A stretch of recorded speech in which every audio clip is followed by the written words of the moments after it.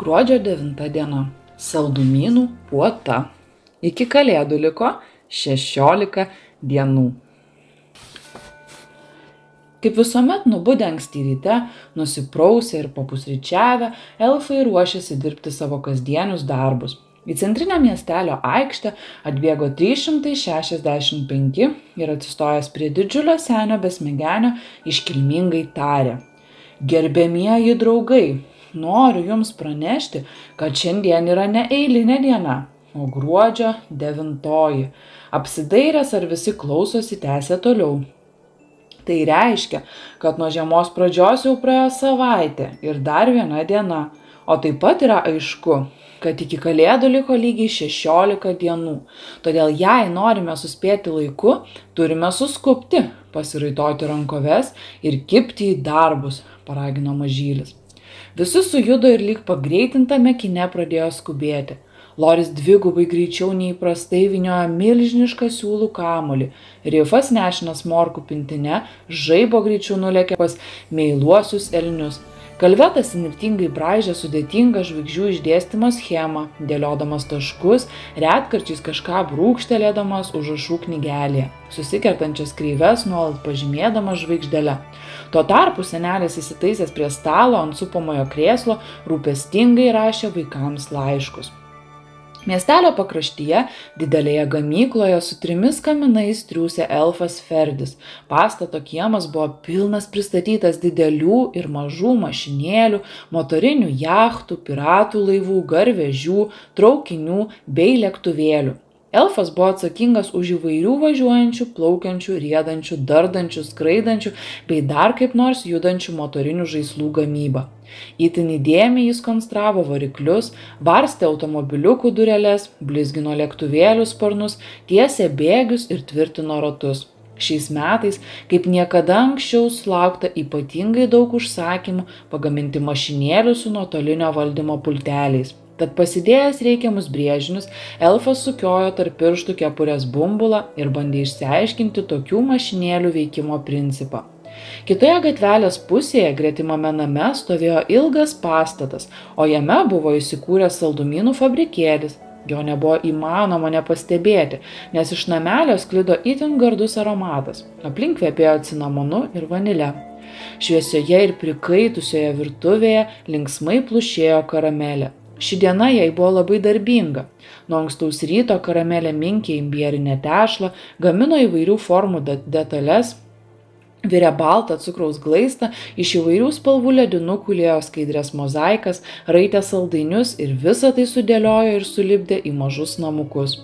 Taip dirbdama, ji sukūrė mielą ir jaukų kalėdų miestą, kuris tilpo ant virtuvės stalo. Pritvirtinusi kaminus ir langines, elfė visą miestą apibarstė smulkia cukraus pudra. Jaukus nameliai žėrėjo tarsi apsnigti. Tuomet karamelė iš glaisto suraitė didesnės ir mažesnės žalias eglaites, nupynė apvalius mažus vainikėlius ir pakabino juos ant kiekvieno namelio durų.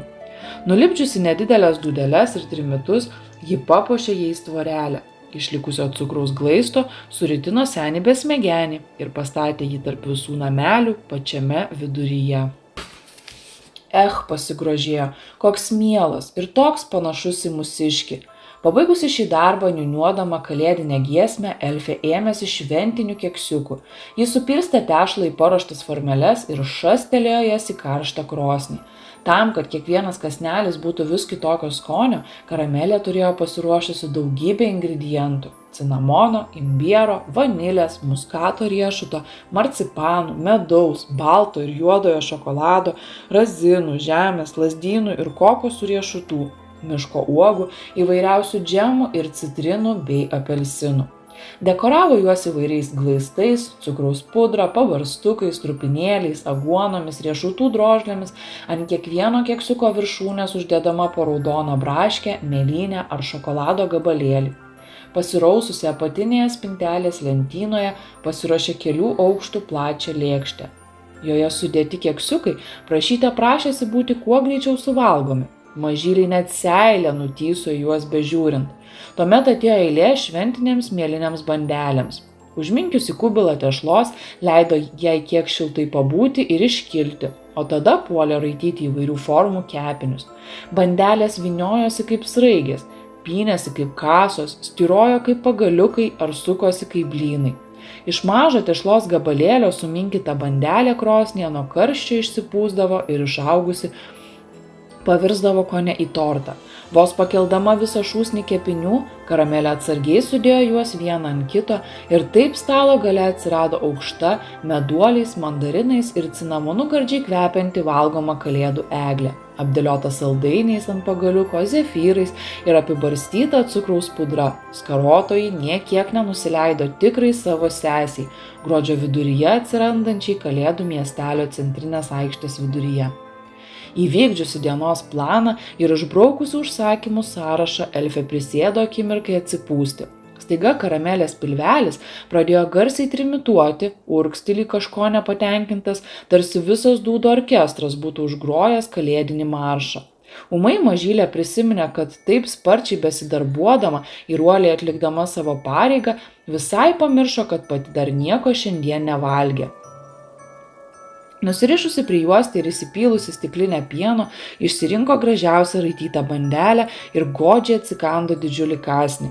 Ir o siaubeli, Karamelė išsyk burnoje apkarto, akise aptemo, gerklę tarsi metaliniai gniaužtai suspaudė. Bandelė buvo sūresnė už jūros vandenį ir bjauresnė už kada nors valgytą šlykščiausią marmalą.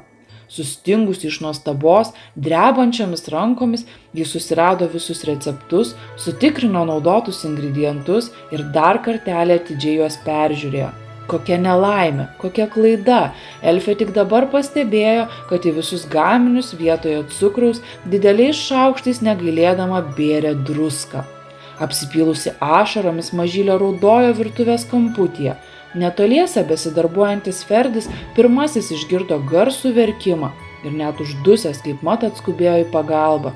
Atlėkęs į virtuvę, iš nuostabos net aiktelėjo.